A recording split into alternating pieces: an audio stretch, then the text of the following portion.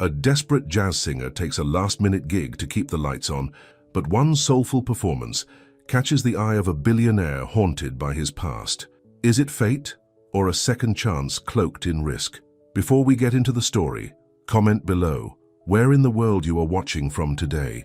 The ceiling in Brielle Joyner's apartment was leaking again. She placed another pot under the steady drip and sighed as she looked at her phone. The electricity bill was overdue, and her little sister Tamika needed new school shoes. At 24, Brielle felt decades older, the weight of responsibility pressing down on her shoulders. "Brie, I'm hungry," Tamika called from their small living room where she was doing homework.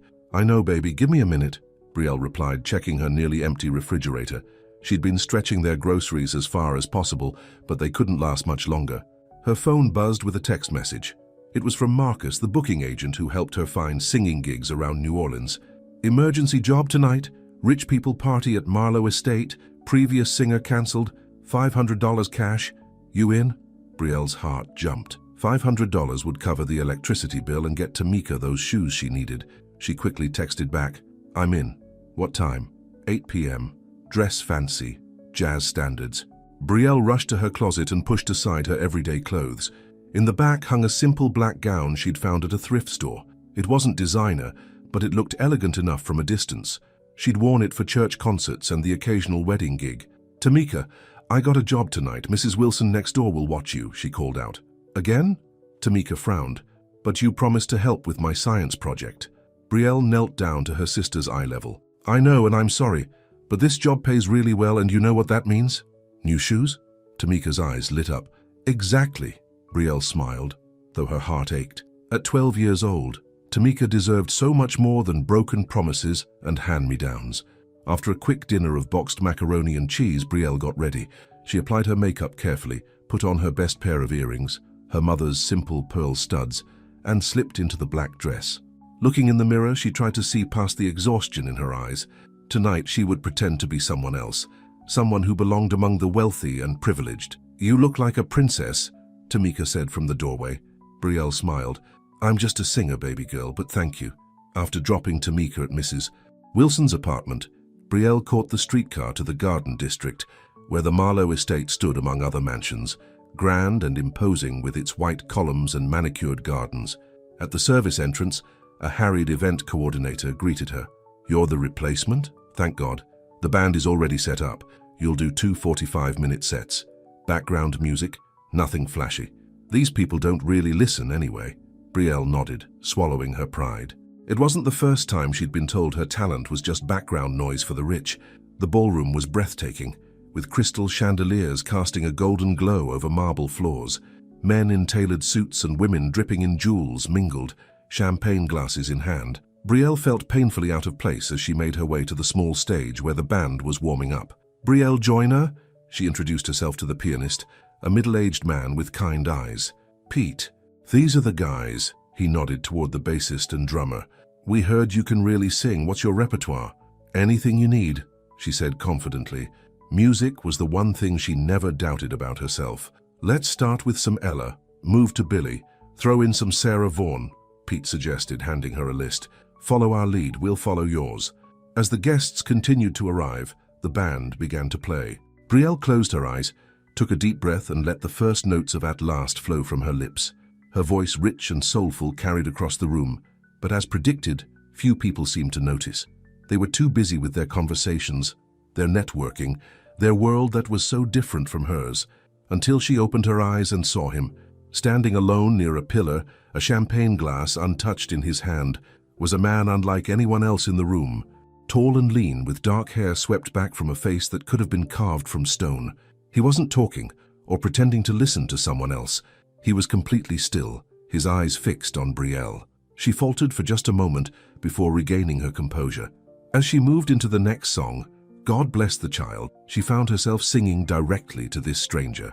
There was something in his gaze, not the usual appreciation or desire she sometimes saw in men's eyes when she performed, but a recognition that unnerved her. During the break, Pete nudged her. "You've caught someone's attention." Brielle looked over to see the man still watching her. "Who is he?" "You don't know? That's Silas Wren, the streaming guy. Worth billions." Brielle had heard the name. Who hadn't? Silas Wren had revolutionized the music industry with his streaming platform, Wren Song. Artists loved him because he paid fairly, unlike most services, but he was known to be reclusive, rarely appearing at social events. "What's he doing here?" she asked. Pete shrugged. "Probably the same as everyone else. Obligation, networking. Who knows with these people?" When they started the second set, Brielle chose "I Put a Spell on You." She didn't know why, but she wanted to shake that man, Silas Wren, out of his stillness. She wanted him to feel something of what she felt every day, the struggle, the pain, the tiny triumphs. As she sang, she poured everything into her voice, her worry about Tamika, her exhaustion from working multiple jobs, her mother's death 3 years ago that had left her alone to care for her sister. She wasn't just singing, she was bleeding her truth through the music. When she finished the song, there was a moment of actual silence in the room before the chatter resumed, and Silas Wren was gone from his spot by the pillar. Brielle felt an unexpected pang of disappointment. The rest of the set passed quickly. As she thanked the band and prepared to leave, the event coordinator handed her an envelope with her payment. "Good job. They actually noticed you, which is rare." Brielle slipped the envelope into her small purse and made her way out through the kitchen, avoiding the main entrance where guests were still arriving. The night air felt good on her skin after the stuffy ballroom. "Miss Joyner." She turned, startled to find Silas Wren standing a few feet away. Up close, he was even more striking, his eyes a clear grey that seemed to see right through her. "Mr. Wren," she acknowledged, straightening her shoulders. "Your voice," he began, then stopped as if the words weren't coming easily. "I've never heard anything like it." "Thank you," she said simply, unsure how to respond to the intensity in his gaze. "May I offer you a ride home?" he asked. Brielle tensed. She'd received similar offers before, and they usually came with expectations she had no intention of fulfilling. "No, thank you. I'll take the streetcar." "At this hour? It's not safe." "I do it all the time," she replied, a hint of defiance in her voice. Did he think she had chauffeurs and private cars at her disposal? Something shifted in his expression. "Of course. I apologize." He reached into his jacket and pulled out a business card. "If you ever need anything." Brielle hesitated before taking the card. "I don't need anything, Mr. Wren." "Everyone needs something, Miss Joyner," he said quietly. Their fingers brushed as she took the card, and she felt an unexpected jolt. Quickly withdrawing her hand, she tucked the card into her purse without looking at it. "Good night, Mr. Wren," she said firmly, turning to walk away. "Good night, Miss Joyner. I hope I'll hear you sing again." Something in his voice made her pause, but she didn't look back. She couldn't afford to be distracted by rich men with intense eyes, no matter how they looked at her when she sang. The next morning, Brielle woke early despite her late night. Tamika needed breakfast before school, and Brielle had a shift at the cafe starting at 9. As she made toast and scrambled eggs, she thought about the envelope of cash in her purse. She'd pay the electricity bill today and take Tamika shopping for shoes after school. "Did you sing for fancy people last night?" Tamika asked, sliding onto a chair at their small kitchen table. "I did," Brielle smiled, setting a plate in front of her sister. "Did they like it?"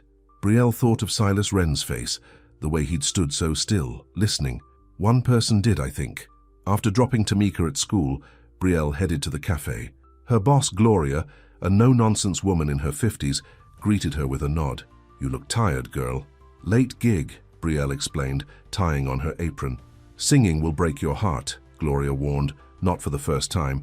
"My cousin sang backup for 20 years. All she got was varicose veins and a scrapbook full of might-have-beens." "It pays the bills," Brielle replied, though they both knew it barely did. The morning rush kept her busy, serving coffee and pastries to tourists and locals alike. When it slowed down around 11, Gloria nodded toward the front door. "Delivery for you." Brielle looked up to see a young man holding a bouquet of white lilies. "Brielle Joyner?" he called out. Confused, she approached him. "That's me. These are for you," he said, handing her the flowers and leaving before she could ask who sent them. Gloria raised an eyebrow. "Secret admirer?" Brielle found a small envelope nestled among the lilies. Inside was a handwritten note. "I didn't come to hear music, but I heard you. Please don't vanish." It wasn't signed, but she knew who had sent them. Silas Wren. "They're just from someone who heard me sing," she told Gloria, trying to sound casual. Gloria didn't look convinced. "Men who send flowers usually want something." "I know," Brielle said, but she couldn't help touching the delicate white petals. No one had sent her flowers since her high school boyfriend gave her a single rose on prom night. Throughout her shift, Brielle thought about the note. What did he mean? He heard her, and what did he expect in return? She'd dealt with enough men to know that their attention usually came with strings attached. When she picked up Tamika from school, her sister's face lit up at the sight of the flowers Brielle had brought with her. "Are those for me?" Tamika asked hopefully. "They're for both of us," Brielle smiled. "Let's go get those shoes and then we can put these in water at home." At the shoe store, Tamika tried on several pairs before settling on purple sneakers with silver stars. They were more expensive than Brielle had planned, but the joy on her sister's face was worth it. "Can I wear them now?" Tamika asked eagerly. "Of course, baby." As they walked home, Tamika skipping ahead in her new shoes, Brielle felt a moment of pure happiness. This was what mattered, taking care of her sister, making sure she had what she needed. Not rich men with intense eyes who sent flowers, but when they reached their apartment building, the happiness faded. A notice was taped to their door. Brielle pulled it down quickly before Tamika could see it, but she already knew what it was. Another warning about the late rent. They had 3 days before eviction proceedings would begin. $500 wasn't enough after all. It never was. That night, after Tamika was asleep, Brielle sat at their small kitchen table and counted out their money. Even with the gig payment, they were still short on rent. She could ask for extra shifts at the cafe, maybe find another singing job for the weekend. Almost without thinking, she reached into her purse and pulled out Silas Wren's business card. It was simple, elegant, with just his name and a phone number. No title, no company logo. She wouldn't call. She didn't need a rich man's help or pity, but she kept the card on the table as she made a list of places to call tomorrow, places that might need a singer on short notice. The next day was Friday, and Brielle had lined up a late-night gig at a jazz club in the French Quarter. It didn't pay nearly as well as the Marlowe estate job, but it was something. She was arranging for Mrs. Wilson to watch Tamika again when her phone rang with an unknown number. "Hello?" she answered cautiously. "Miss Joyner, this is Silas Wren." Brielle's heart skipped. "How did you get my number?"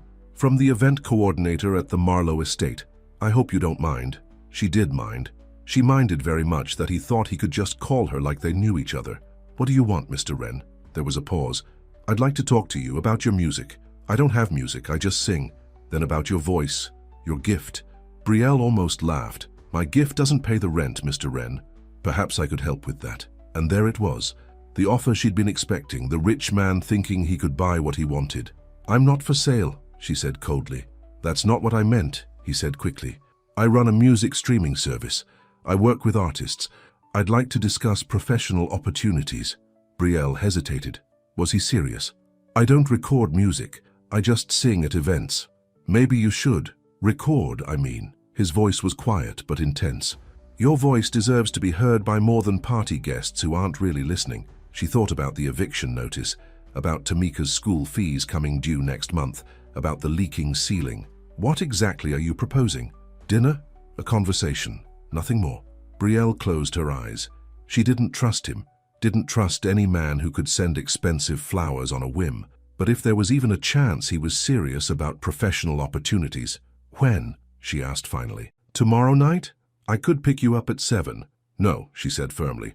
"I'll meet you somewhere." She wasn't about to let him know where she lived. "The garden room at the Hotel Monteleone," he suggested. Brielle knew the place, an upscale restaurant she'd never be able to afford on her own. "Fine, 7 o'clock. After hanging up, she wondered if she'd made a mistake, but she couldn't afford to turn down potential opportunities, not with the eviction threat hanging over them. She didn't tell Tamika about the dinner. Instead, she asked Mrs. Wilson if Tamika could sleep over at her apartment. "Hot date?" Mrs. Wilson asked with a knowing smile. "Business meeting," Brielle corrected her. "About my singing." On Saturday evening, Brielle wore the same black dress from the Marlowe estate. It was the only thing she owned that would be appropriate for a place like the garden room. She caught the streetcar downtown, feeling nervous and out of place. The Hotel Monteleone was one of the grandest in the French Quarter, its lobby gleaming with marble and crystal. Brielle squared her shoulders as she walked through, reminding herself that she had as much right to be there as anyone. At the entrance to the garden room, a host in a tailored suit looked her up and down. "Do you have a reservation?" "I'm meeting someone. Silas Wren." The host's demeanor changed instantly. "Of course, Ms. Joyner. Mr. Wren is waiting for you." He led her through the restaurant to a secluded table by a window overlooking a courtyard garden. Silas Wren stood as she approached, dressed in a simple but clearly expensive dark suit. "Miss Joyner, thank you for coming." He held out her chair. Brielle sat, keenly aware of the other diners, men and women who exuded wealth and privilege. "Let's be clear, Mr. Wren. I'm here to discuss business. Nothing else." He took his seat across from her, his grey eyes studying her face. "Of course. Would you like some wine?" "No, thank you." She needed to keep her wits about her. A waiter appeared with menus, and Silas ordered for both of them after a quick glance at Brielle's overwhelmed expression at the unfamiliar French dishes. "Tell me about your background," he said once they were alone again. "How long have you been singing?" "All my life," she replied. "Church choir since I was 5. School performances. Nothing formal. No training. Some in high school. But college." She trailed off. After her mother got sick, there had been no money for college. "You don't need to explain," he said quietly. "Your voice speaks for itself." The food arrived. Delicate portions of seafood and vegetables arranged like art on white plates. Brielle tried to eat slowly, savoring flavors she'd never experienced before. "What did you mean in your note?" she asked suddenly. "That you heard me, not just music." Silas set down his fork. "Most singers perform. They hit the right notes, express the right emotions. But you communicate. There's truth in your voice. Pain, hope, life." Brielle felt exposed, as if he'd seen something she usually kept hidden. "I just sing the way I feel." "That's rare," he said. "Most people spend their lives hiding how they feel." "Is that what you do, Mr. Wren?" A shadow crossed his face. "Yes, most of the time." "Why did you really ask me here?" Brielle pressed. "There are thousands of good singers in New Orleans." Silas was quiet for a long moment. "I used to love music, really love it. But lately, it's just become a business to me. Numbers, algorithms, market share." He looked directly into her eyes. "When you sang, I remembered what music is supposed to do. It's supposed to make you feel alive." There was such honesty in his voice that Brielle felt her defenses wavering. But she couldn't afford to be naive. "That's very poetic, Mr. Wren. But feelings don't pay bills." "No, they don't," he agreed. "Which brings me to my proposal. I'd like you to record some songs at my studio. We'll release them on Wren Song, under whatever terms you're comfortable with. Full rights to your material, fair compensation." Brielle couldn't believe what she was hearing.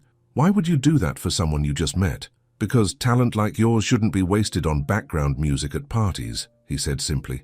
"And what do you get out of this arrangement?" Silas smiled slightly. "The satisfaction of introducing a new voice to the world, and maybe the chance to hear you sing again." Brielle wanted to believe him, wanted to believe that this opportunity was real, that it came without strings attached. But experience had taught her to be cautious. "I need time to think about it," she said finally. "Of course." He reached into his jacket and pulled out another card, different from the first one. "This has my private number. Call me when you decide, no pressure." As they finished their meal, the conversation shifted to safer topics. New Orleans, music they both enjoyed, books they'd read. Brielle found herself relaxing, almost enjoying his company. Silas Wren was intelligent and surprisingly easy to talk to, despite his wealth and status. When they left the restaurant, he asked again if she would allow him to drive her home. "No," she said, more gently this time. "But thank you for dinner, and for the offer." "I meant what I said, Miss Joyner. Your voice deserves to be heard." Standing there in the warm evening air, with the sounds of the French Quarter around them, Brielle felt something shift between them, a moment of connection that went beyond business or obligation. "Good night, Mr. Wren," she said softly. "Good night, Brielle," he replied, using her first name for the first time. As she walked away, she could feel his eyes following her. And for the first time since she could remember, Brielle found herself wondering what it would be like to let someone see her, really see her, not just as a singer or a sister or a survivor, but as herself. But such thoughts were dangerous luxuries she couldn't afford, not with Tamika depending on her, not with the eviction notice waiting at home. Still, as she caught the streetcar back to their apartment, she couldn't help but touch the card in her pocket. A possibility, a chance, a risk. Silas Wren had heard something in her voice that night at the Marlowe estate, something true, and despite all her caution and suspicion, a part of Brielle wanted to know what would happen if she let that truth be heard by the world. Monday morning brought reality crashing back into Brielle's life. The weekend had been a strange dream, dinner with a billionaire, talks of recording opportunities, but now she stood in the principal's office at Tamika's school, feeling her world crumble around her. "I'm sorry, Miss Joyner, but we've been more than patient." Principal Watkins said, her voice firm but not unkind. Tamika's tuition is now 2 months overdue. If we don't receive payment by Friday, she won't be able to continue attending. Brielle gripped her purse tighter. I understand, I'll have the money by then. But as she walked out of the school building, she had no idea how she would keep that promise. The gigs she had lined up for the week would barely cover their rent, which was also overdue. Taking on more shifts at the cafe wasn't an option. Gloria had already cut back everyone's hours because business was slow. Tamika's education was the one thing Brielle refused to compromise on. Her sister was smart, brilliant even, and deserved every opportunity that Brielle herself had missed. After their mother died of cancer 3 years ago, Brielle had sworn she would give Tamika the chance to follow her dreams, whatever it took. Back at the apartment, Brielle sat at the kitchen table and pulled out Silas Wren's card. She stared at the number, weighing her options. What if his offer was genuine? What if he really did just want to help her record music? And what if he expected something in return that she wasn't willing to give? Before she could change her mind, she dialed the number. Silas Wren, he answered on the second ring. It's Brielle Joyner, she said, her voice steadier than she felt. About your offer to record, you've decided. There was a note of something like hope in his voice. I'd like to discuss it further, but I need to be clear about the terms. Of course. Are you free this afternoon? I could show you the studio. Brielle hesitated, then thought of Tamika's school fees. Yes.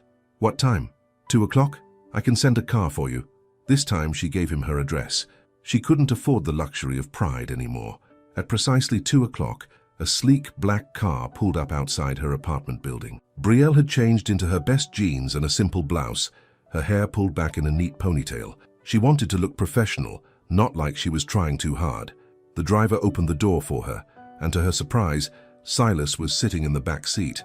I hope you don't mind that I came along, he said, looking more casual than at dinner in dark jeans and a grey button-down shirt. It's your car, she replied, settling into the soft leather seat across from him. As they drove through the city, Brielle gazed out the window, acutely aware of the growing distance between her neighborhood and the affluent garden district they were entering. The car pulled up to a restored Victorian mansion set back from the street behind a wrought-iron gate. This is your studio? She asked, unable to hide her surprise. Silas smiled slightly. It was a private home. I converted it last year. The acoustics are incredible. Inside, the mansion had been transformed. While the original architectural details remained, soaring ceilings, ornate moldings, hardwood floors, the space was now filled with state-of-the-art recording equipment, instruments, and comfortable seating areas. This is the main studio, Silas explained, leading her into what must have once been a grand parlor. There are smaller recording booths upstairs, and the engineers work from that room. He pointed to a glass-walled space where a young woman with bright blue hair waved at them. It's amazing, Brielle admitted, running her fingers lightly over a baby grand piano in the corner. Do you play? Silas asked. She shook her head.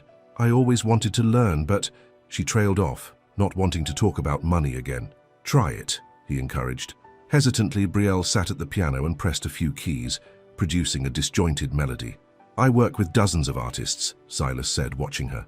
Some of them are technically perfect, every note precisely where it should be, but they're forgettable. He moved closer, his voice dropping. You're not like that. There's something raw in your voice, something real. Brielle looked up at him, trying to understand what he wanted from her. Mr. Wren, Silas, please. Silas, I need to be honest with you. I need money. The words came out more bluntly than she'd intended. My sister's school is threatening to kick her out if I don't pay her tuition by Friday. Our apartment, we might be evicted. I can't afford to take chances on maybes and some days. Instead of being offended by her directness, Silas nodded. I appreciate your honesty, and I want to help. I don't want charity, she said quickly. It's not charity to pay an artist for their work. He sat down beside her on the piano bench, careful to leave space between them. Here's what I propose. We record 3 songs. I pay you in advance against future royalties, say $5,000. Brielle's breath caught. $5,000 would cover Tamika's tuition, their rent, and still leave some breathing room. Why would you do that? You barely know me. Silas was quiet for a moment. I used to believe in music, in its power to move people, to change them. Lately, it's just been business. He met her eyes. When you sang the other night, I remembered what it felt like to be moved by a voice. I want to capture that, share it. There was such sincerity in his words that Brielle found herself wanting to believe him. but a lifetime of disappointments had taught her caution. I'll need a contract, something in writing that protects me. Of course, my lawyers can draw something up today. You'll have full creative control and ownership of your recordings. It seemed too good to be true. And what exactly would I have to record? Whatever you want. Songs that mean something to you. We can start with covers if you prefer, but I'd love to hear original material if you have any. Brielle hadn't written her own songs since high school, scribbling lyrics in notebooks during lunch breaks. I might have some ideas. Good. Silas stood up. Let me show you the rest of the studio. As they toured the building, Brielle began to relax. The place was clearly a working studio, with engineers and other musicians coming and going. It wasn't just some rich man's plaything. In a smaller room upstairs, a wall of vinyl records caught her attention, hundreds of albums meticulously organized. Your collection? She asked. Silas nodded. Music has always been my escape, even before it became my business. Brielle scanned the titles, impressed by the range. Classic jazz, blues, soul, R&B, indie artists she'd never heard of. Her fingers stopped on a worn album cover featuring a beautiful black woman at a microphone, her head thrown back in song. Eliza King, Silas said, his voice suddenly different. Have you heard her? Brielle shook her head. No, I don't think so. Silas carefully took the album from the shelf. She had an incredible voice. Raw, emotional, like nothing I'd ever heard. There was something in his tone that made Brielle look at him more closely. She died 5 years ago. Car accident. I'm sorry, Brielle said, sensing there was more to the story. Silas put the record back on the shelf. We should get those contracts started if you want to have the money by Friday. The abrupt change of subject told Brielle all she needed to know. Eliza King had meant something to Silas Wren, something he wasn't ready to talk about. By the end of the day, Brielle had signed a contract that her own lawyer, hastily consulted over the phone, confirmed was more than fair. The advance would be in her account by morning, and she was scheduled to begin recording on Wednesday. When the car dropped her off at her apartment, Silas walked her to the door. Thank you, she said, feeling awkward, for the opportunity. Thank you for trusting me, he replied. I know it wasn't easy. Their eyes met, and for a moment Brielle felt that strange connection again, as if he could see past her defenses to the person she really was. Good night, Silas, she said softly. Good night, Brielle. He waited until she was safely inside before returning to the car. Tamika was full of questions when she got home from her after-school program. Who was that man? Why was he in a fancy car? Is he your boyfriend? No, he's not my boyfriend, Brielle laughed. He's a business associate. He's going to help me record some songs. Tamika's eyes widened. Are you going to be famous? I doubt it, baby girl, but I am going to be able to pay your school fees. The next morning, Brielle checked her bank account and nearly cried when she saw the deposit. $5,000, just as promised. She immediately paid Tamika's school tuition and their overdue rent, feeling as if a massive weight had been lifted from her shoulders. On Wednesday, Brielle arrived at the studio feeling both nervous and excited. She'd spent the previous evening going through old notebooks, looking at song lyrics she'd written years ago. There was one in particular, a ballad about her mother, that she thought might work. Silas was already there talking with a sound engineer. He smiled when he saw her. Ready to make some music? I think so, she said, clutching her notebook. This is Marcus, Silas introduced the engineer. He'll be working with us today. Marcus showed her to a small recording booth where a microphone was set up. We'll start with some test recordings to get levels, then move into the main studio for the actual tracks. Brielle nodded, trying to hide her nervousness. She'd never recorded in a professional studio before. Just sing like you did that night at the Marlowe estate, Silas said through the intercom. Forget about the equipment, the technology. Just sing your truth. Taking a deep breath, Brielle closed her eyes and began to sing Summertime, letting the familiar melody calm her nerves. By the time she reached the second verse, she'd forgotten about the microphones and the people watching. She was just singing, the way she always had. When she finished, she opened her eyes to see Silas and Marcus staring at her through the glass. That was just a warm-up? Marcus asked, shaking his head in disbelief. They moved to the main studio for the rest of the day, working through several jazz standards that Brielle knew well. Silas was a patient producer, encouraging her to try different approaches, but always trusting her instincts. By late afternoon, they had recorded 2 complete tracks that everyone was happy with. Brielle was exhausted but exhilarated. One more? Silas asked. Or would you rather save your original song for tomorrow? How did you know I brought an original? She asked, surprised. He smiled. I saw you holding onto that notebook like it contained state secrets. Brielle hesitated.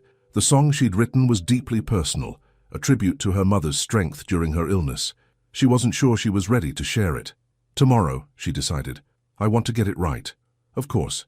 Silas walked her to the car. Same time tomorrow. Actually, I have to pick up my sister from school at 3. Could we start earlier? We can start whenever you want. It's your recording session. As the car drove her home, Brielle felt a flutter of something unfamiliar. Hope, maybe. For the first time in years, she was doing something for herself, not just surviving. The next few days fell into a pattern. Brielle would arrive at the studio in the morning. They would record until early afternoon, and then she would leave to pick up Tamika. Sometimes Silas would join them for lunch, and Brielle was surprised by how easily conversation flowed between them. By the end of the week, they had recorded 5 songs, 3 jazz standards, and 2 of Brielle's originals, including the one about her mother. That one had been the hardest to record, her voice breaking with emotion several times before she got through it. When she finally nailed it, she looked up to see Silas watching her with an intensity that made her heart skip. There were tears in his eyes. "That was beautiful," he said simply. Later, as they listened to the playback of all 5 songs, Brielle could hardly believe the voice she was hearing was her own. The production was simple but perfect, highlighting the raw emotion in her performances. "What happens now?" she asked when the final track ended. "Now we release them," Silas said, "as a digital EP to start. See how people respond. If the reaction is good, maybe a vinyl pressing. Do you really think people will want to hear them?" Silas looked at her with that direct gaze that always made her feel as if he could see right through her. "I know they will. The world is hungry for authenticity, Brielle, for music that means something." Over the next 2 weeks, Brielle continued her regular gigs and shifts at the cafe, while Silas and his team prepared the EP for release. He called her daily with updates, and sometimes just to talk. Despite her initial wariness, she found herself looking forward to their conversations. One evening, he invited her to dinner at his home. "Just to celebrate the EP release," he assured her. "You can bring Tamika if you'd like." Brielle hesitated. Having dinner at a restaurant was one thing. Going to his home felt more personal. But Tamika had been begging to meet the music man, as she called him. "Okay," she agreed. "We'll come." Silas's house was in the Garden District, not far from the studio, a beautiful Greek Revival mansion with a wide front porch. It was grand, but somehow welcoming, with warm lights glowing in the windows. "Wow," Tamika whispered as they walked up the steps. "It's like a castle." Silas himself opened the door, dressed casually in jeans and a blue sweater. "Welcome," he smiled, bending down to Tamika's level. "You must be the famous Tamika. Your sister talks about you all the time." Tamika giggled. "Are you really a billionaire?" "Tamika!" Brielle was mortified, but Silas just laughed. "I am, but that's the least interesting thing about me. Would you like to see my music room? I have a piano that plays by itself." Tamika's eyes widened. "Yes, please." As Silas led them through the house, Brielle was struck by how comfortable it felt. She had expected something cold and modern, a showcase for wealth. Instead, the rooms were filled with books, artwork, and musical instruments. It was clearly a home, not just a house. In the music room, a player piano sat in the corner. Silas showed Tamika how it worked, and soon she was delightedly watching the keys move on their own, playing a ragtime tune. "She loves music too," Brielle said, watching her sister. "Like her big sister," Silas smiled. "She has your spirit. She's smarter than I ever was. She deserves every chance to succeed." Silas looked at her thoughtfully. "That's why you work so hard. For her. She's all I have," Brielle said simply. Dinner was served in a cozy dining room, the table set with fine china, but the atmosphere relaxed. Silas had arranged for all of Tamika's favorite foods, fried chicken, mac and cheese, and chocolate cake for dessert. "Did Brie tell you what I like?" Tamika asked, impressed. "I may have done some research," Silas winked.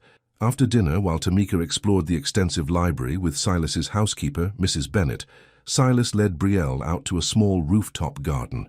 The night was warm, stars twinkling above the city lights.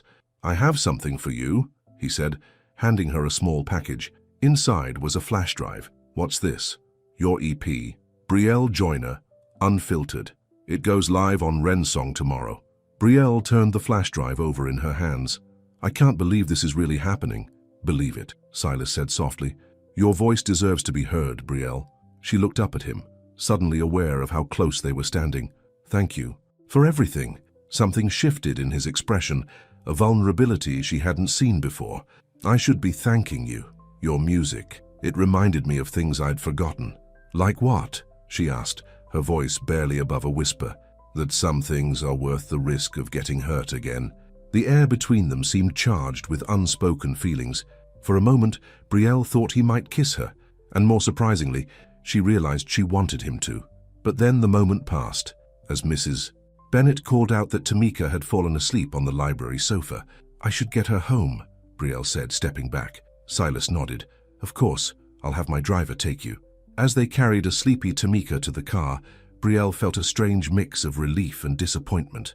Whatever was happening between her and Silas, it was complicated by their different worlds, their different lives, and she couldn't afford complications, not when Tamika depended on her. The next morning, Brielle woke to her phone buzzing with notifications. The EP had been released at midnight, and already people were reacting. Her social media accounts, previously used mostly to announce gigs, were suddenly flooded with messages. "Your voice is incredible. Where have you been hiding? This is the most honest music I've heard in years." Stunned, Brielle sat on the edge of her bed, scrolling through the comments. This couldn't be real. Things like this didn't happen to people like her. Her phone rang. It was Silas. "Have you seen the numbers?" he asked without preamble, his voice excited. 5,000 streams in the first 6 hours. That's unheard of for a new artist." "I don't understand," Brielle said, still in shock. "How are people even finding it?" "Ren's song featured it on their front page, and I may have sent it to a few influencers I know. But Brielle, this is all about your voice. People are connecting with it." Throughout the day, the stream count continued to climb. By evening, it had reached 20,000. Silas called again, this time with even bigger news. "Marlo Hayes wants to feature you on her radio show tomorrow. It's the biggest music program in the South." "Tomorrow?" Brielle panicked. "I can't. I have work, and Tamika, I'll handle everything," Silas assured her. "This is a huge opportunity, Brielle. Marlo doesn't feature just anyone." The next morning found Brielle sitting in a radio studio, headphones on, heart pounding as Marlo Hayes, a legend in the music industry, introduced her EP. "I've been doing this show for 20 years, Marlo said on air, "and it's rare that I hear something that stops me in my tracks." But Brielle Joyner's voice did exactly that. There's a rawness, a truth in these recordings that you just don't hear anymore. When they played Mother's Hands, the song Brielle had written about her mom, Marlo had tears in her eyes. "Tell me about this song," she asked when it ended. Brielle took a deep breath. "I wrote it for my mother. She died of cancer 3 years ago. She was the strongest person I've ever known, even at the end." "You can hear that love in every note," Marlo said. "And that's what makes these recordings so special. They're not perfect, they're real." After the show, Marlo took Brielle aside. "Silas Ren doesn't usually get involved with new artists personally. He must see something special in you." Brielle didn't know how to respond. "We're just working together." Marlo raised an eyebrow. "Honey, I've known Silas for years, since before he became Silas Ren Tech Billionaire. He used to be a musician himself, did you know that?" Brielle shook her head, surprised. "He was good too. Not great, but good. Then he turned to the business side of things, built Ren's song from nothing." Marlo looked at her thoughtfully. "He hasn't been personally involved in a recording project since Eliza died." "Eliza?" Brielle's heart skipped. "Eliza King." They were engaged. The accident happened 2 weeks before the wedding. Marlo's eyes softened. It nearly destroyed him. He threw himself into work, built an empire, but something in him shut down. Until now, apparently. As Silas's driver took her home, Brielle's mind was racing. Silas had been engaged to Eliza King, the woman whose record she'd noticed in his collection, the singer who had died. Suddenly, his interest in her voice took on new meaning. Was she just a replacement, a reminder of what he'd lost? The thought hurt more than it should have, given how little time she'd known him. But in those few weeks, something had changed. She'd begun to trust him, to see past his wealth to the man beneath, and she'd thought he saw her, really saw her. When she got home, there was a message from Silas asking how the interview went. She didn't reply. That night, after putting Tamika to bed, Brielle sat in their small living room and looked up Eliza King online. There weren't many videos, but the few she found showed a stunning woman with an incredible voice, rich, soulful, emotional, not unlike her own. In one interview, Eliza talked about her relationship with Silas. "He understands what music means to me. It's not just a business to him, it's a passion. That's what I love about him." Brielle closed her laptop, feeling sick. Had anything Silas said to her been genuine, or was she just filling a void left by the woman he'd lost? Her phone rang. Silas again. This time she answered. "Brielle, is everything okay? You didn't respond to my message. Why didn't you tell me about Eliza?" she asked, her voice tight. There was a long pause. "Who told you about her?" "Does it matter? You should have told me yourself. Was that why you approached me? Because I reminded you of her?" "No," he said firmly. "It wasn't like that." "Then what was it like? Because from where I'm standing, it seems like you've been using me as some kind of substitute. Can we talk about this in person?" he asked. "Please. I don't think that's a good idea right now. Brielle, listen to me. Yes, there are similarities between your voice and Eliza's. That's what caught my attention initially. But what made me want to work with you, to know you, that had nothing to do with her." She wanted to believe him, but the hurt was too fresh, the suspicion too strong. "I need some time to think. I understand, but please don't shut me out. What's happening with your music is real. The response to your EP is genuine." After they hung up, Brielle lay awake for hours, torn between anger and confusion. She had allowed herself to start trusting Silas, maybe even to have feelings for him. Now she didn't know what to believe. The next morning, she checked the stream count on her EP. It had passed 50,000. There were more messages, more comments from people moved by her music. Whatever Silas's motives might have been, the connection with listeners was real. She was about to call him when her phone buzzed with a text from Gloria at the cafe. "Have you seen this? Call me." Attached was a link to a tabloid website. The headline made her stomach drop. "Billionaire Silas Wren's new obsession, unknown singer Brielle Joyner." The article was filled with speculation about their relationship, referring to Brielle as Silas's latest acquisition, and questioning whether she had the talent to match her looks. There were photos of them leaving the studio together, having lunch, even one of her and Tamika arriving at his house for dinner. Brielle felt physically ill. This was exactly what she had feared, being reduced to a rich man's plaything in the public eye. Everything she had worked for, all the genuine response to her music, tainted by gossip and innuendo. Her phone rang. It was Silas. "I just saw the article," he said before she could speak. "Brielle, I'm so sorry. I never wanted this to happen." "But it did happen," she said, her voice shaking. "And now everyone will think exactly what I feared from the beginning, that I slept my way into a recording contract. No one who hears your music could possibly think that. You don't understand what it's like," she said, "to be judged, to be seen as nothing more than—" "I can't do this, Silas. I can't be your project or your redemption or whatever this is to you. That's not what you are to me," he said, and she could hear the pain in his voice. "Brielle, please, I need space," she cut him off. "Don't call me again." She hung up, tears streaming down her face. Everything had happened so fast. The recording, the release, the sudden attention. And somewhere along the way, she had begun to care for Silas in a way she hadn't expected. But now it was all tainted. Her voice, which had always been her own, pure and true, was being commodified, packaged as Silas Wren's discovery. And the worst part was not knowing if that had been his intention all along. As she wiped away her tears, Brielle made a decision. She would continue singing. It was the only thing that had ever truly been hers, but she would do it on her own terms, not as someone's project or replacement. She had allowed herself to hope for something more, something beyond the daily struggle for survival. But hope was a luxury she couldn't afford, not when the cost was her integrity, her sense of self. With a heavy heart, she blocked Silas's number and deleted the Wren Song app from her phone. Whatever was happening with her EP, she didn't want to know. It was time to go back to reality, to the cafe shifts and late-night gigs, to taking care of Tamika, to the life she had built on her own. But as she looked out the window at the morning sun, Brielle couldn't help but remember the way Silas had looked at her that night on his rooftop. "Some things are worth the risk of getting hurt again," he had said. She had begun to believe him, and that was the most painful part of all. 2 weeks passed without a word from Silas. Brielle threw herself back into her routine, shifts at the cafe, picking up Tamika from school, singing at small venues on weekends. She tried to pretend that nothing had changed, that the brief glimpse of another life had never happened. But everything had changed. People recognized her now. Customers at the cafe would whisper when she served them coffee. At her weekend gigs, the small clubs were suddenly packed, with people recording snippets of her performances on their phones. "You're famous," Gloria remarked one morning as they prepared the cafe for opening. "I heard your song on the radio yesterday." Brielle stiffened. "Which one?" "The one about your mama." "Mother's hands." Made me cry, girl. Gloria looked at her curiously. Why aren't you happier about this? Isn't this what you wanted? I don't know what I want anymore, Brielle admitted. The bell above the door jingled and they both looked up. A tall woman in an expensive suit entered, her eyes scanning the cafe before landing on Brielle. Ms. Joyner, I'm Vanessa Clark from Atlantic Records.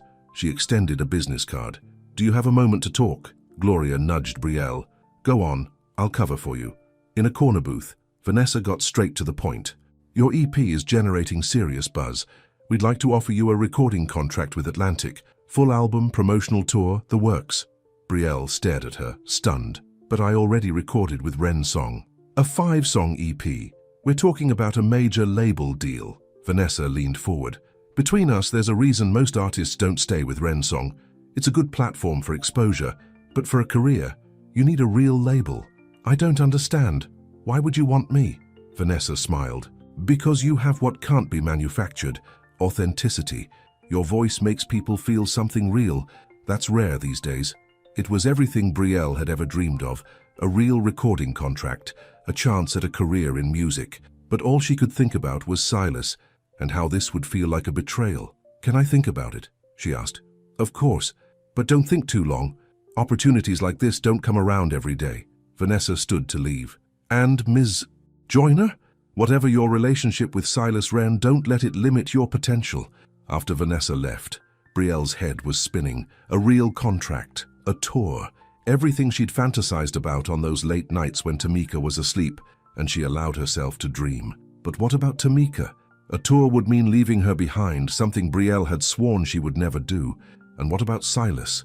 Despite everything, she couldn't ignore the ache she felt when she thought of him. That evening, as she walked home with Tamika, a familiar black car pulled up beside them. The window rolled down to reveal not Silas, but a woman with sharp features and calculating eyes. Ms. Joyner, I'm Catherine Wren, Silas's sister. Brielle tensed. What do you want? A conversation. Please get in. Whatever you have to say, you can say it here. Catherine sighed. Very well. I'll be direct. My brother is making a mistake with you, and I'd like to correct it before it goes any further. Tamika looked up at Brielle, confused. Who is she? No one important, Brielle said, tightening her grip on her sister's hand. Let's go. Wait, Catherine called. I'm prepared to offer you $100,000 to sign over rights to your recordings and walk away from Silas. Brielle stopped cold. Excuse me? He's not thinking clearly. He's letting emotions cloud his judgment. It's affecting the company, his focus. Catherine pulled an envelope from her purse. This is a check and a release form. Sign it and you can disappear. Do whatever you want with your life, just without my brother in it. Anger surged through Brielle. Do you think I'm with your brother for his money? Aren't all women like you? Women like me? Brielle's voice rose. You don't know anything about me. I know you came from nothing. I know you have a sister to support. I know opportunities must be few and far between. Catherine's voice was cold. Take the money, Ms. Joyner. It's more than fair. Brielle took a step closer to the car. I'm not with your brother at all, as it happens. We worked together briefly, nothing more.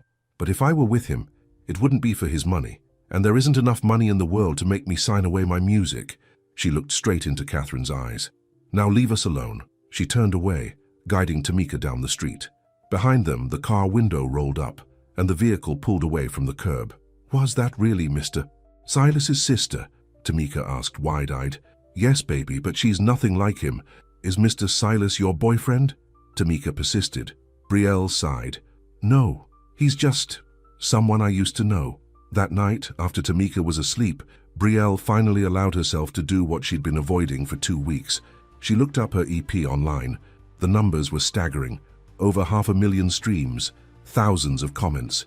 And her original song, Mother's Hands, had been added to several influential playlists. Despite the tabloid stories, despite Catherine Wren's insulting offer, people were connecting with her music. That was real. That was hers. With trembling fingers, she unblocked Silas's number and sent a text.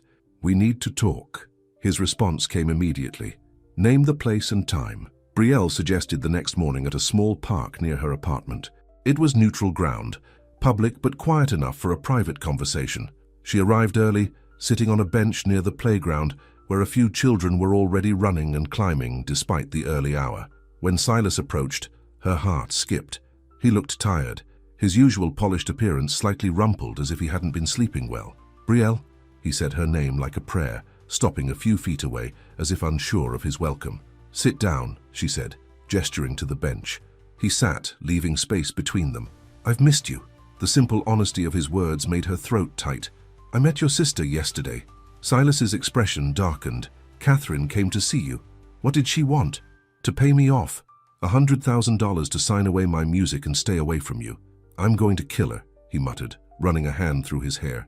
"Brielle, I had no idea, I swear. I believe you." And she did. Whatever else might be true, she knew Silas would never have approved such a scheme. "She seems to think I'm after your money." Catherine sees threats everywhere. It's why she's so good at business and so bad at relationships.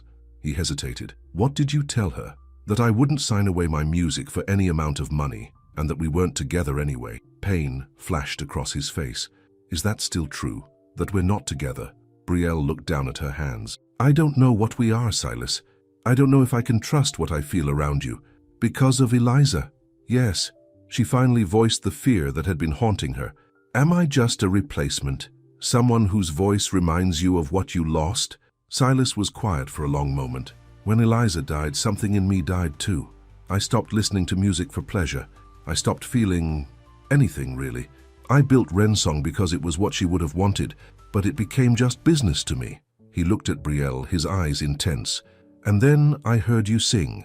Yes, there was something in your voice that reminded me of her, that raw emotion, that truth. But Brielle, what I feel for you, it's not about replacing her. It's about finding something I never thought I'd feel again."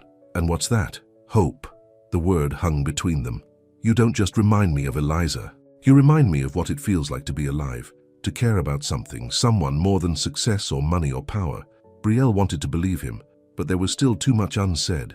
"Atlantic Records offered me a contract yesterday." Surprise and hurt crossed his face. "Are you going to take it?" "I don't know. They're offering things you can't. A full album, a tour. I could match that offer." She shook her head. "That's not the point. I need to know that whatever I decide, it's because it's right for me and Tamika, not because of whatever is happening between us." Silas nodded slowly. "I understand. But before you decide anything, there's something I want to show you." He stood up, offering his hand. "Will you come with me?" Hesitantly, Brielle took his hand. "Where are we going?" "To the studio. There's something you need to hear." The studio was quiet when they arrived, no engineers or other artists around.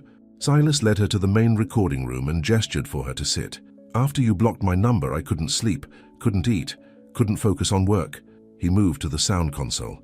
"So, I did the only thing that made sense. I recorded this." He pressed a button and music filled the room, a simple piano melody that was somehow both melancholy and hopeful, and then Silas's voice joined in, rich and surprisingly powerful, singing words that made Brielle's heart ache. It was a song about losing your way and finding it again through someone else's eyes, about second chances and the courage to take them, about hearing someone's voice and remembering how to listen with your heart. When it ended, there were tears on Brielle's cheeks. "You wrote that?" Silas nodded. "For you, not for Eliza. For you, Brielle. I didn't know you could sing like that." "I haven't. Not since before Eliza died." He moved closer, kneeling in front of her. "I'm not asking you to stay with Rensong if Atlantic's offer is better for your career. I'm not asking you to be with me if that's not what you want. I'm just asking you to believe that what I feel for you is real. It's not about the past. It's about now, about the future." Brielle looked into his eyes and saw the truth there, the vulnerability, the hope, the fear of rejection. This wasn't the billionaire businessman or the grieving fiancé. This was just Silas, a man asking for a chance. "I'm scared," she admitted. "Not just of being hurt, but of hurting Tamika. She's my responsibility. I can't make decisions based just on what I want." "I know, and I admire that about you, your devotion to her." Silas took her hands in his. "Whatever you decide about your career, about us, I want to help create a space where you can sing on your terms, not as my project, not as Atlantic's new star, but as Brielle Joyner, the woman whose voice made me remember what matters." Something shifted inside Brielle, a wall crumbling. She had spent so long being strong, carrying everything alone, that the idea of sharing that burden was both terrifying and tempting. "I need time," she said finally, "to think, to figure out what's best for Tamika and me. Take all the time you need, Silas said, squeezing her hands gently. I'll be here. As they left the studio, Brielle felt lighter somehow, as if a weight had been lifted. Nothing was resolved, not really, but at least now the questions were in the open. Silas walked her to his car. Can I drive you home? Actually, I'd like to walk. Clear my head. He nodded, understanding. Brielle, thank you for listening, for giving me a chance to explain. She looked up at him, this man who had upended her life in so many ways. Thank you for the song. No one's ever written one for me before. As she walked home, Brielle's mind was a whirlwind of thoughts and feelings. Silas's song had touched her deeply, not just because of the words or the melody, but because of what it represented, his willingness to be vulnerable, to open himself up again after so much loss. But the practical problems remained. Atlantic's offer promised financial security and career advancement, but it would mean touring, time away from Tamika. And a relationship with Silas would bring its own complications. The differences in their worlds, the public scrutiny, Catherine's obvious disapproval. When she reached her apartment, Tamika was already home from school, working on homework at the kitchen table. Where were you? She asked, looking up from her math problems. Talking with Mr. Silas, Brielle answered honestly. Tamika's face brightened. Is he your boyfriend now? It's complicated, baby. Grown-ups always say that when they don't want to answer, Tamika said with the wisdom of her 12 years. Do you like him? Brielle smiled despite herself. Yes, I do. Does he like you? I think so. Then what's complicated? Out of the mouths of babes, Brielle thought. If only it were that simple. Later that evening, after Tamika was in bed, Brielle took out her old notebooks and began to write. New lyrics, new melodies flowing from some deep place inside her. She wrote about fear and hope, about walls coming down, about hearing someone's truth in a song, about the courage it takes to believe in second chances. By morning, she had 3 new songs, raw, unpolished, but honest. More honest than anything she'd written before. She called Gloria and asked for the day off, then dropped Tamika at school with a promise to pick her up early for a special afternoon together. At Atlantic Records, Vanessa Clark welcomed her warmly, assuming she'd come to accept the offer. Her smile faded when Brielle explained her decision. I appreciate the opportunity, truly, but I'm not ready for a tour. My sister needs me here. We could work around that, Vanessa insisted. Limited appearances, weekend shows.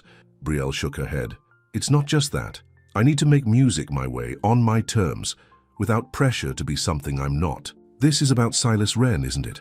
Vanessa's voice cooled. You're making a mistake, Ms. Joyner. Wrensong is a platform, not a label.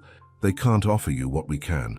Maybe not, but they're offering me what I need right now. Creative control, time with my sister, a chance to find my voice without rushing. Brielle stood to leave. Thank you for your interest. Maybe someday our paths will cross again. As she left the Atlantic offices, Brielle felt a strange mix of terror and exhilaration. Had she just turned down the opportunity of a lifetime? Or had she saved herself from a path that would have taken her away from what mattered most? Her next stop was the Wrensong studio, but Silas wasn't there. Marcus, the sound engineer, told her he was at a board meeting at the company headquarters. Can I use the studio for a few hours? She asked. I have some new songs I want to record, just rough demos. Marcus looked surprised but pleased. Of course, I'll set you up in Studio B. For the next 3 hours, Brielle lost herself in the music, recording the songs she'd written overnight. No production tricks, no fancy arrangements, just her voice, a piano, and the truth of what she was feeling. When she finished, she asked Marcus for a copy on a flash drive. Are these for the next EP? He asked as he transferred the files. I'm not sure yet. They're just for me right now. And maybe for Silas, she thought, but didn't say. She picked up Tamika early from school as promised, and they spent the afternoon at the zoo, laughing at the monkeys and sharing cotton candy. It was the kind of simple pleasure they'd rarely been able to afford before, and Brielle savored every moment of her sister's delight. Are we rich now? Tamika asked as they watched the elephants. Because of your singing? Brielle smiled. Not rich, baby, but we're okay. We don't have to worry so much anymore. Good, because I like it when you're not worried. You smile more. Children saw everything, Brielle thought, even the things you tried to hide from them. That evening, she made a decision. She texted Silas. Can you come over tomorrow night? Dinner at our place. Tamika wants to make you her famous spaghetti. His response was immediate and enthusiastic. I'd love that. What time? Brielle looked around their small apartment. It was nothing like Silas's mansion, but it was home. their home. And if he was going to be part of their lives, he needed to see them as they really were, not just as he imagined them to be. The next day, Brielle cleaned the apartment, while Tamika insisted on making homemade garlic bread to go with her famous spaghetti, which was really just pasta with sauce from a jar, but Brielle wasn't about to correct her. "Is Mr. Silas really coming to our house?" Tamika asked for the third time, vibrating with excitement. "Yes, baby. And it's very important that we just be ourselves, okay? No showing off, no pretending to be something we're not. But can I show him my science project? The one that got an A?" Brielle laughed. "Of course you can." At precisely 7 o'clock, there was a knock at the door. Tamika raced to answer it before Brielle could stop her.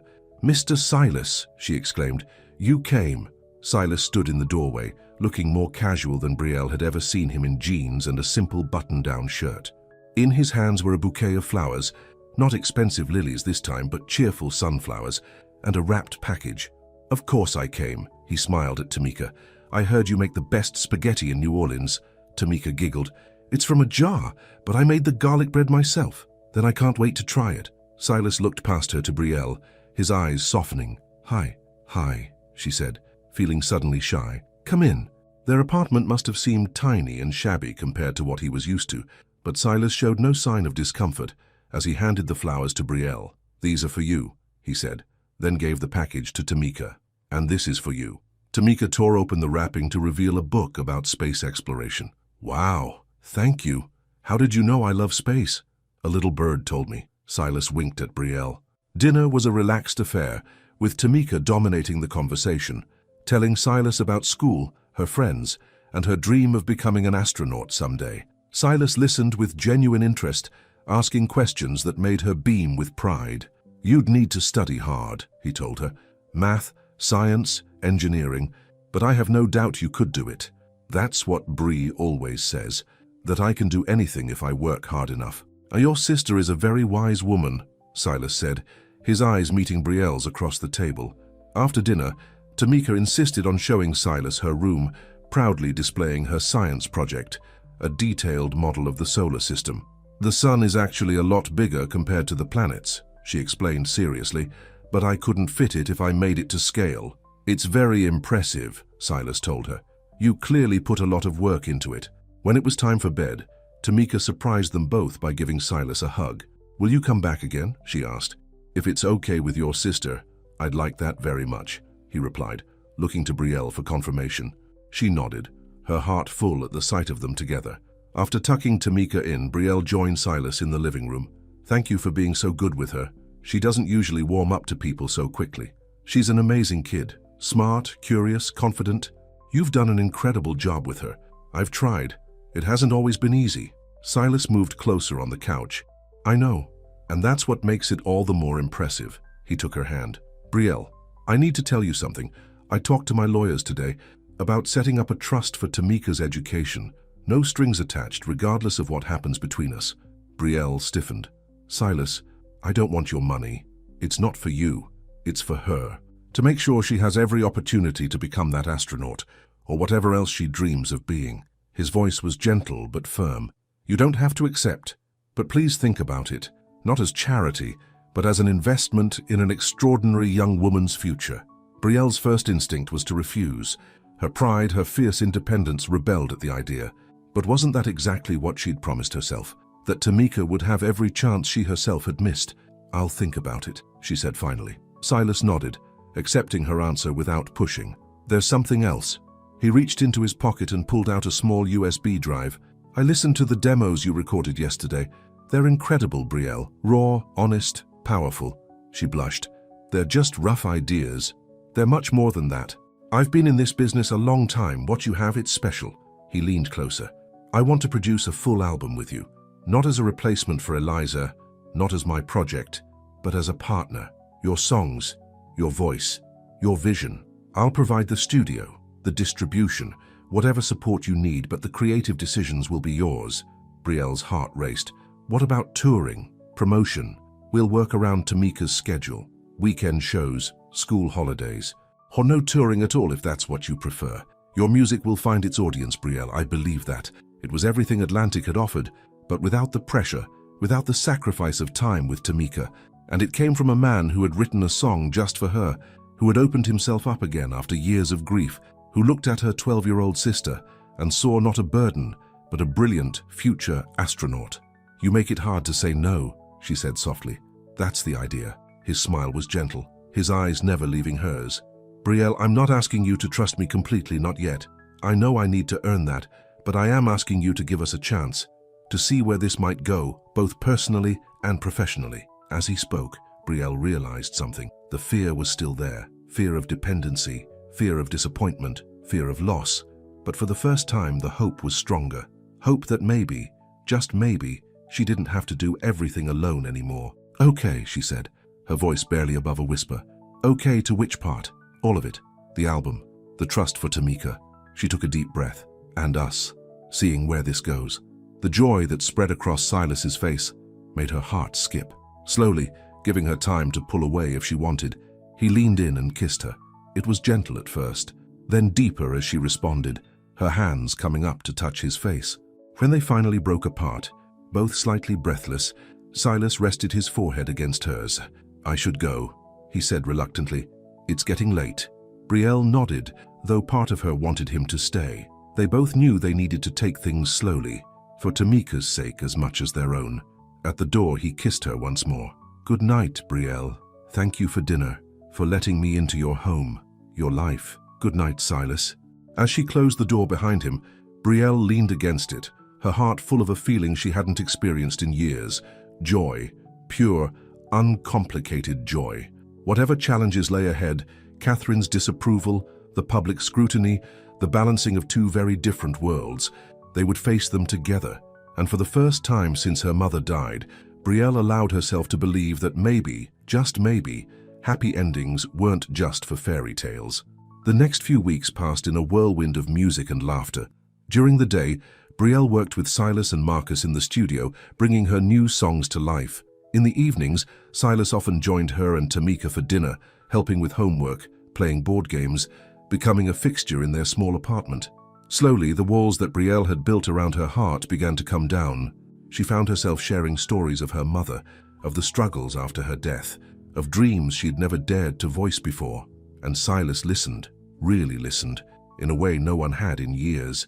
He shared, too, about his own family, his complicated relationship with Catherine, the grief that had nearly destroyed him after Eliza's death, about how music had been his salvation and then his prison, until Brielle's voice had set him free again.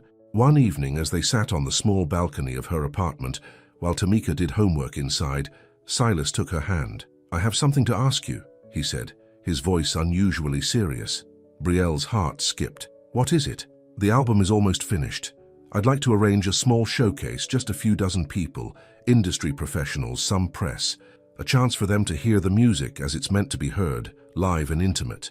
It wasn't what she'd expected him to say, and relief mixed with disappointment. "When?" "2 weeks from now, at the Maple Leaf Bar. Small venue, great acoustics. What do you think?" The idea of performing her original songs in front of industry people was terrifying. These weren't covers at corporate events or standards at jazz clubs. These were pieces of her soul, set to music. "I don't know, Silas. That's so soon." "You're ready, Brielle. The album is beautiful. Your voice has never been stronger." He squeezed her hand. "But if you're not comfortable, we can wait." She took a deep breath. "No, you're right. It's time to stop hiding." The preparation for the showcase consumed the next 2 weeks. Rehearsals with the band Silas had assembled, finalizing the set list, choosing what to wear. Through it all, Silas was her rock, encouraging without pushing, supporting without taking over. Catherine called once, asking to meet. Brielle agreed, bracing herself for another confrontation. But to her surprise, Silas's sister was almost conciliatory. "I misjudged you," Catherine admitted over coffee. "Silas hasn't been this focused, this alive in years. Whatever you're doing, it's good for him." And she added reluctantly, "Your music is exceptional. The album is the best thing Rensong has produced in a long time." Coming from Catherine, it was high praise indeed. The night of the showcase arrived, cool and clear. The Maple Leaf Bar, normally casual and relaxed, had been transformed. Small candles flickered on tables, creating an intimate atmosphere. A grand piano stood on the small stage, along with microphones for the backing musicians. Backstage, Brielle peeked through the curtain. The place was packed just as Silas had promised. Industry executives, music critics, even a few celebrities sat expectantly, cocktails in hand. Panic fluttered in her chest. "I can't do this," she whispered. Silas appeared beside her, calm and steady. "Yes, you can. They're just people, Brielle. And once you start singing, they'll disappear. It'll just be you and the music. Promise?" He kissed her gently. "Promise." From the side of the stage, Tamika gave her a thumbs up. She was sitting with Mrs. Wilson, special guests of honor, at a table near the front. Taking a deep breath, Brielle stepped onto the stage. The lights were warm on her skin, the microphone cool in her hand. She looked out at the sea of expectant faces and felt her heart racing, and then she began to sing. The first notes were shaky, but as the melody took hold, her voice gained strength. She sang about her mother's hands, strong even in illness, about nights spent wondering how to keep going when hope seemed lost, about finding unexpected light in the darkness. Song after song, she poured her heart out, each one more powerful than the last. The audience was silent, captivated. Even the bartenders had stopped to listen. For her final number, she moved to the piano. "This is a new song," she said softly into the microphone. "I wrote it last week. It's called The Song You Stayed For." Her fingers found the keys, and she began to play the simple, haunting melody she'd composed thinking of Silas, of how he had heard something in her voice that night at the Marlowe estate, of how he had stayed when it would have been easier to walk away. As the last note faded, there was absolute silence. Then from the back of the room, someone began to applaud. Others joined in until the whole bar was on its feet, the applause thunderous in the small space. Brielle blinked back tears, overwhelmed by the response. She looked to the side of the stage where Silas stood, his own eyes shining with unshed tears, pride radiating from every part of him. In that moment, everything felt possible. The music she'd created from her pain and hope had touched others. Her voice, once just a means of survival, had become something more, a bridge between hearts, a light in the darkness. After the show, people crowded around, offering congratulations, business cards, promises of collaboration. Brielle accepted their words with grace, but her eyes kept finding Silas across the room, their private joy, a secret current beneath the public success. Later, after Tamika had been taken home by Mrs. Wilson after the last guests had departed, Brielle and Silas sat alone in the empty bar. "You were magnificent," he said, his voice husky with emotion. "I knew you would be. I couldn't have done it without you," she replied. "Any of it." He took her hand, his expression suddenly serious. "Brielle, there's something I've been wanting to ask you. Something important." This time she knew it wasn't about music or business. Her heart raced as he reached into his pocket and pulled out a small velvet box. "It might seem too soon," he said, his voice catching. "And if it is, I understand. But I've spent 5 years hiding from life, from love. I don't want to waste another day." He opened the box to reveal a simple but elegant diamond ring. "Brielle Joyner, will you marry me?" The world seemed to stop. Through the window she could see the stars over New Orleans, the same stars that had witnessed her struggles, her fears, her small triumphs, stars that now seemed to shine with new possibility. "Silas," she began, her voice trembling. But before she could answer, the door to the bar burst open. A frantic-looking Mrs. Wilson stood there, her face pale. "Brielle, it's Tamika. She's in the hospital. There was an accident. The cab we were in." The world tilted. The ring, the proposal, everything vanished as terror gripped Brielle's heart. "What hospital?" Silas demanded, already pulling out his phone. "Tulane Medical Center," Mrs. Wilson said, tears streaming down her face. "I'm so sorry, Brielle. The car came out of nowhere." Brielle couldn't breathe, couldn't think. Tamika, her baby sister, the one person who had been her constant, her reason for everything. "My car's outside," Silas said, his arm strong around her waist as her knees threatened to give way. "We'll be there in 10 minutes." As they raced through the night streets of New Orleans, Brielle clutched Silas's hand like a lifeline. The triumph of the showcase, the joy of the proposal, all forgotten in the face of this new terror. "She has to be okay," she whispered, a prayer more than a statement. "She has to be." Silas held her close, his own face tight with worry. "She will be. She's strong like her sister." At the hospital, they were directed to the emergency department where Tamika had been taken. A doctor met them in the waiting room, her expression grave. "Ms. Joyner, I'm Dr. Martinez. Your sister is stable, but she has a concussion and a broken arm. We're keeping her overnight for observation just to be safe. Can I see her? Brielle asked, her voice trembling. Of course, she's been asking for you.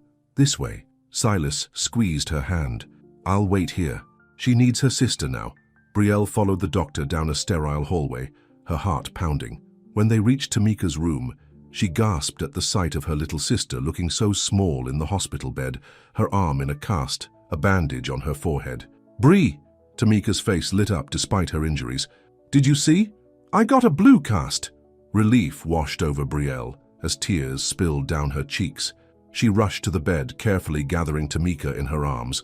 How you scared me half to death, baby girl. I'm okay, Tamika assured her. Mrs. Wilson was crying a lot, though. Is she all right? She's fine, just worried about you. Brielle smoothed Tamika's hair back from the bandage. What happened? We were in the taxi and then there was a big crash. The airbags went off. Tamika looked up at her sister. Is Mr. Silas here too? He's in the waiting room. He drove me here. Can he come in? I want to show him my cast.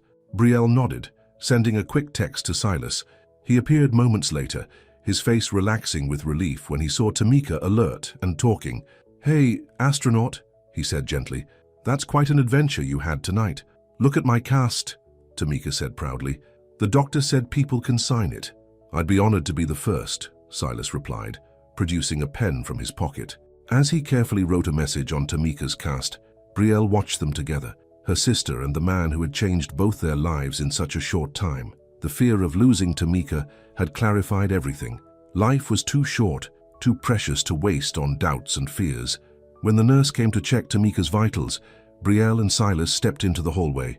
Thank you, she said softly, for being here, for everything. Silas took her hands in his. There's nowhere else I would be. Brielle took a deep breath. About what you asked earlier before we were interrupted. His eyes searched her face. You don't have to answer now. It was too soon. I know that. No, she said firmly. It wasn't too soon. At least not for how I feel. She squeezed his hands. My answer is yes, Silas.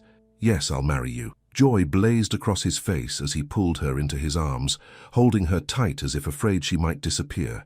I love you, Brielle Joyner, he whispered against her hair. I love you too, she replied, the words coming easily now, all doubts washed away by the night's fear and relief. When they returned to Tamika's room, hand in hand, her sister took one look at their faces and grinned. Did Mr. Silas ask you to marry him? She asked bluntly. Brielle's jaw dropped. How did you? He asked my permission last week, Tamika said proudly. I said yes, but only if he promised to help me build a rocket someday. Silas laughed. And I intend to keep that promise. As Tamika chatted excitedly about being a flower girl, Brielle felt a peace she hadn't known in years settle over her. The road ahead wouldn't be easy. There would be adjustments, compromises, Catherine's lingering disapproval to contend with. But for the first time, she wasn't facing it alone. She had Tamika, her brilliant, resilient sister. And now she had Silas, a man who had heard her when no one else was listening, a man who had stayed when it would have been easier to walk away. 6 months after the showcase at the Maple Leaf Bar, Brielle's album Unfiltered was climbing the charts, defying industry expectations. No major label marketing campaign, no nationwide tour, just word of mouth and the undeniable power of her voice spreading through social media and streaming platforms. The morning sun streamed through the windows of Silas's Garden District home, now their home, as Brielle sipped coffee at the kitchen island.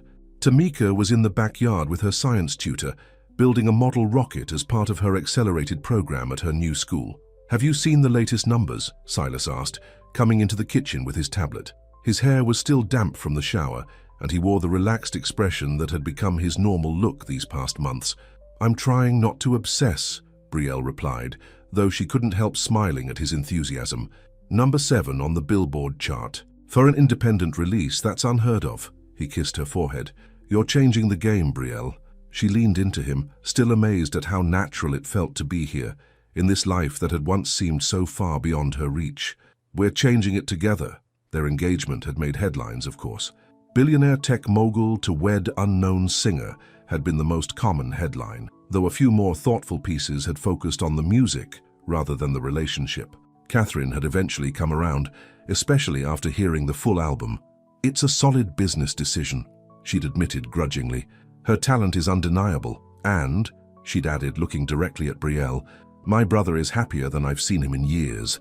The wedding was planned for next spring, a small ceremony in the garden behind the house. Nothing lavish or showy, just family and close friends.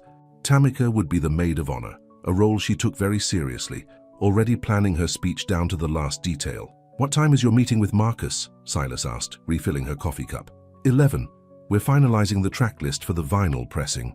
Brielle still couldn't believe people wanted her music on vinyl, that tangible piece of artistic permanence. "And your interview?" 2 o'clock. It's just a phone call with that music blog. She hesitated. "Are you sure you don't mind me talking about everything?" Silas took her hands. "Your story is yours to tell, Brielle. All of it. The struggles, the doubts, even the parts about me. I trust you." That trust had been the foundation they'd built on these past months. Trust that they could blend their very different lives, that they could create something new together without losing themselves in the process. It hadn't always been easy. There had been adjustments, Brielle learning to accept help without feeling diminished, Silas learning to make space for Tamika's needs as well as Brielle's independence. There had been arguments, misunderstandings, moments of doubt, but through it all, there had been music. Music as a bridge, as a healing force, as the common language they shared even when words failed them. "I should get going," Brielle said, glancing at the clock. "Would you check on Tamika's progress with the rocket? She gets so excited she forgets about safety sometimes." "Already on my to-do list," Silas assured her, "and I've got dinner covered tonight. That new chef I hired is teaching me to make gumbo." Brielle laughed. "You cooking gumbo? This I have to see." "Hey, I'm a fast learner." He pulled her close for a kiss. "Have a good day. I love you." "Love you too," she replied, still marveling at how easily those words now came to her lips. At the studio, Marcus was waiting with the preliminary vinyl designs for her approval. "We've got 2 options for the cover art," he explained, showing her the mock-ups. The first was a stylized portrait of Brielle at the microphone, eyes closed, lost in song. The second was simpler, just her profile against a dark background, her face half in shadow, half in light. "This one," she said without hesitation, pointing to the second option. "It's more honest." "That's what I thought you'd say," Marcus grinned. "By the way, have you heard about Marlo Hayes' retirement concert? She's been asking if you'd perform." Brielle blinked in surprise. "Marlo wants me to sing at her retirement show, but she's a legend. A legend who's a big fan of yours, apparently." Marcus handed her another folder. "Here's the formal invitation. It's a pretty big deal. Network television, all the industry heavyweights." As Brielle skimmed the invitation, a knot formed in her stomach. This was the kind of opportunity artists dreamed of, national exposure, a chance to perform alongside music royalty. But the old fears still lingered. Was she ready for that level of scrutiny, that pressure? Her phone buzzed with a text from Silas. "Just checking in. How's the meeting going?" She smiled, typing back, "Good. Tell you about it later." Big opportunity just came up. His response was immediate. "Whatever it is, you've got this." 4 simple words, but they steadied her. This was what having a partner meant. Someone who believed in you even when your own faith wavered. "Tell Marlo I'd be honored," she told Marcus. "But I'll need to discuss the details. I have commitments to Tamika that I won't compromise on." Marcus nodded, understanding. Family first. "That's one of the things I respect most about you, Brielle. You've never lost sight of what matters." After finalizing the vinyl details, Brielle headed to a small cafe for lunch before her interview. As she waited for her order, she noticed a young woman at a nearby table watching her. Finally, the woman approached, clutching a notebook to her chest. "Excuse me, are you Brielle Joyner?" Brielle smiled, still not entirely used to being recognized. "Yes, I am. I'm sorry to bother you, but I just wanted to say thank you." The woman's eyes were earnest. "Your song, Mother's Hands, that helped me through my mom's cancer diagnosis. The way you sing about finding strength even in the hardest moments, it gave me hope when I needed it most."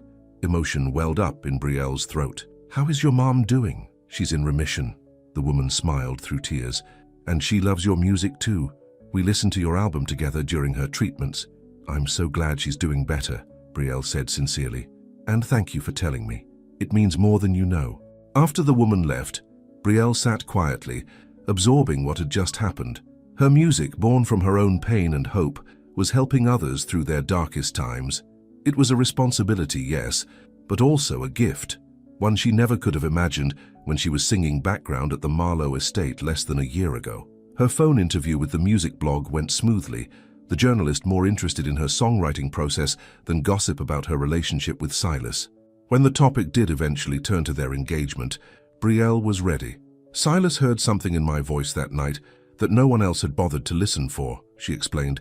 "Not just talent, but truth. And that's what connected us. A mutual recognition of the other person's truth." "There's been some criticism that your success is due to his influence," the journalist noted. "How do you respond to that?" Brielle took a deep breath. "Opportunity and talent are different things.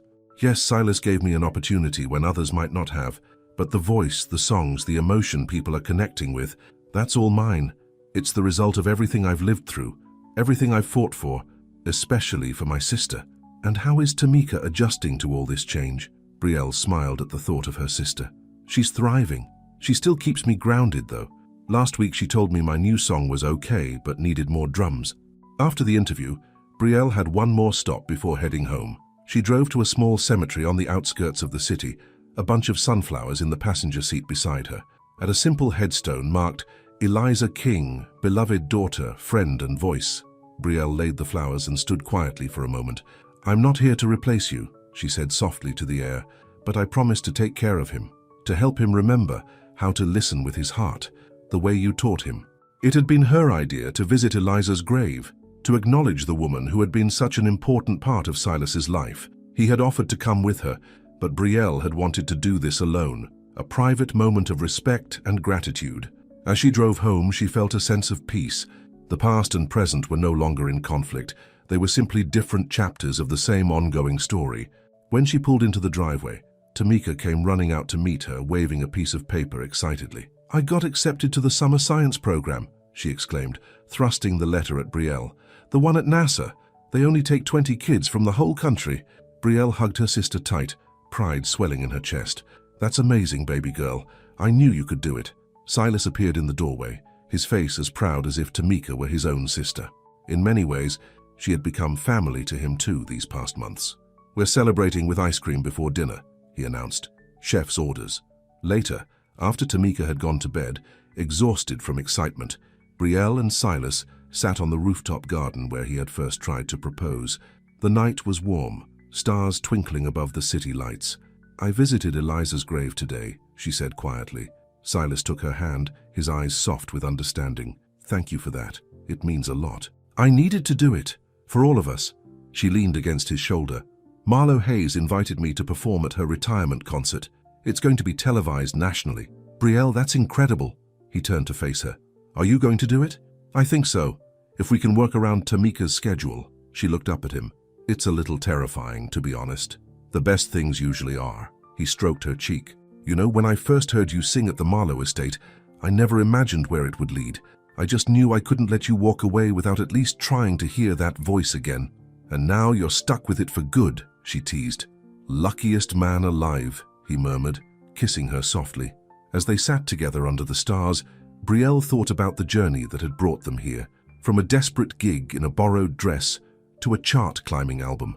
From suspicion and wariness to trust and love. From surviving alone to building a future together. 3 weeks later, Brielle stood backstage at the Grand Ole Opry, where Marlo Hayes' retirement concert was being held. Her heart pounded as the stage manager signaled 5 minutes until her performance. Silas and Tamika had traveled with her to Nashville, staying close for moral support. Now they stood with her in the wings, Tamika practically vibrating with excitement at seeing so many famous musicians up close. "You look beautiful," Silas said, adjusting the simple gold necklace he had given her that morning, a small music note pendant set with a tiny diamond. "I'm so nervous," Brielle admitted. "What if I forget the words?" "You won't," he assured her. "But even if you did, your voice would carry you through. It always has." Tamika hugged her sister fiercely. "You're going to be the best one, Brie. Even better than that lady with the big hair who was on earlier." Brielle laughed, some of the tension easing. "That lady with the big hair has won 6 Grammy Awards, baby girl. So, you sing from your heart.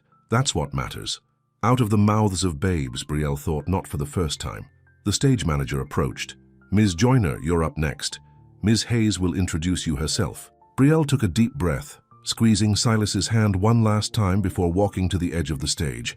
From here, she could see the packed auditorium, the television cameras, the industry VIPs in the front rows. For a moment, Panic threatened to overwhelm her. These people had heard the greatest voices in music. What made her think she belonged on this stage? Then Marlo Hayes was speaking, her voice warm with genuine admiration. Music, at its best, doesn't just entertain us. It moves us, connects us, reminds us what it means to be human. The artist I'm about to introduce understands that better than most. Her voice doesn't just hit the notes, it hits the heart.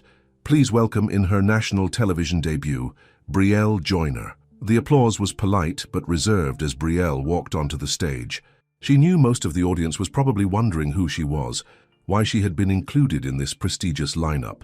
The spotlight found her as she stepped up to the microphone. In the front row, she could see Catherine Wren sitting next to several Wren song executives, her expression expectant. A few rows back, Gloria from the cafe was dabbing at her eyes, already emotional before Brielle had sung a single note. "Thank you, Ms. Hayes, for that generous introduction," Brielle said into the microphone, her voice steadier than she felt. "And thank you all for being here tonight." She had chosen to perform "The Song You Stayed For," the piece she had written for Silas, the one that had closed her showcase at the Maple Leaf Bar. It felt right to share it now with this larger audience, this bigger stage. The piano intro began, and Brielle closed her eyes for just a moment, centering herself. When she opened them again, she looked to the wings where Silas and Tamika stood watching, their faces filled with love and pride. And then she began to sing. The first verse was quiet, intimate, drawing the audience in with its story of unexpected connection, of being truly heard for the first time. By the chorus, Brielle's voice had grown stronger, filling the legendary hall with its rich, emotional tones. She sang of walls coming down, of trust built note by note, of the courage it takes to believe in second chances, and as the final verse approached, the one about finding home in another person's understanding, she felt, rather than saw the audience leaning forward, completely captivated. The last note hung in the air, pure and true, before fading into silence. For a heartbeat, no one moved or made a sound. Then, as if a dam had broken, applause erupted. Not the polite acknowledgement of before, but a standing ovation that seemed to shake the very walls of the Opry. Brielle stood in the spotlight, tears streaming down her face as the ovation continued. Marlo Hayes returned to the stage, embracing her warmly before saying into the microphone, "That, ladies and gentlemen, is what music is supposed to do to us." Thank you, Brielle Joyner, for reminding us. As Brielle left the stage to thunderous applause, Silas enfolded her in his arms, his own eyes wet with tears. "I am so proud of you," he whispered against her hair, "so incredibly proud." Tamika hugged her next, jumping up and down with excitement. "You made people cry, Brie, even that grumpy-looking man in the fancy suit." The rest of the evening passed in a blur of congratulations and introductions. Industry veterans who had barely acknowledged her existence before now pressed business cards into her hand, offering collaboration opportunities, tour invitations, producer services.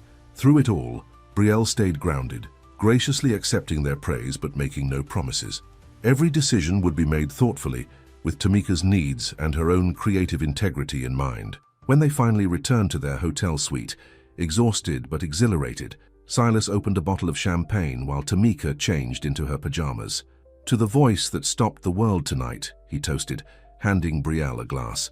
"To the man who stayed to listen," she countered, clinking her glass against his. After Tamika had fallen asleep in the adjoining room, Brielle and Silas stood at the window, looking out at the Nashville skyline.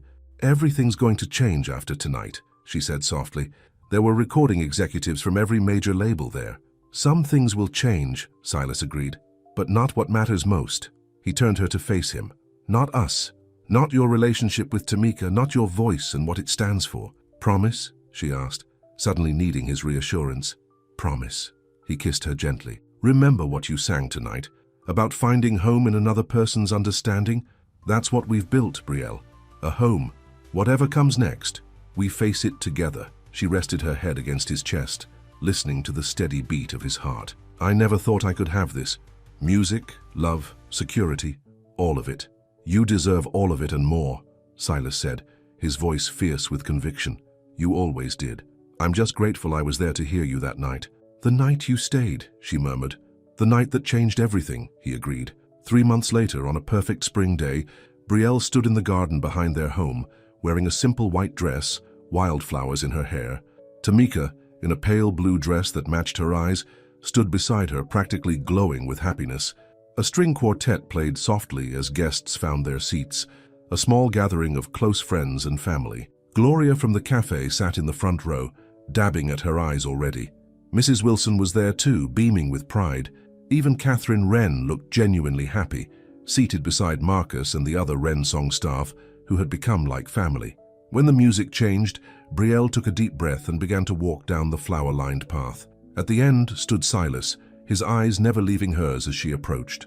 Beside him was a small table holding a vinyl record, the first pressing of Brielle Joyner Unfiltered, with her profile on the cover, half in shadow, half in light. It had been Silas's suggestion to include it in the ceremony, a symbol of the music that had brought them together. As Brielle reached him, taking his outstretched hands, she thought about the journey that had led them here. From that night at the Marlowe estate, when she had sung in a borrowed dress, desperate for a few $100s, to this moment of perfect joy. The officiant smiled at them both before addressing the gathered guests. "We are here today to celebrate not just the union of Brielle and Silas, but the remarkable journey that brought them together. A journey of music and hope, of second chances and new beginnings." Brielle and Silas had written their own vows, simple and heartfelt.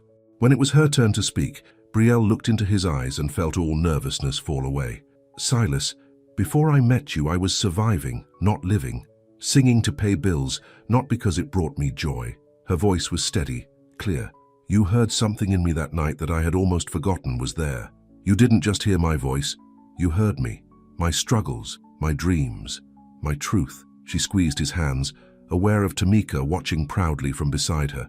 "I promise to remember that listening is as important as being heard, to build our life on truth and trust, even when it's difficult, to help you hear the music in everyday moments, the way you helped me find my voice again." Silas's eyes shone with emotion as he began his own vows. "Brielle, for years after I lost Eliza, I stopped really listening.